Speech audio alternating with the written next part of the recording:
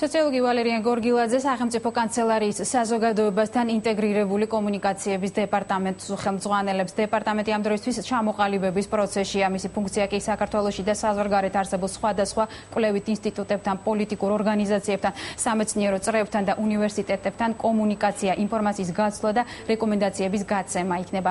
ვალერიან გორგილაძე ბოლო 5 წლის განმავლობაში ანალიტიკურ ჯგუფ ტერამედიას ხელმძღვანელობდა. ახალი დეპარტამენტი ფუნქციონირება სავარაუდოდ თვის ბოლოს შეუდგება.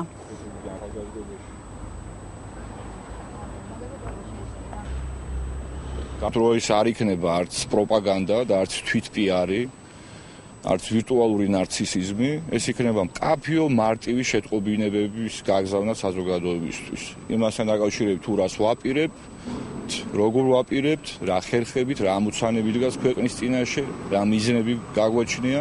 ეს არის არსი ამ დეპარტამენტის.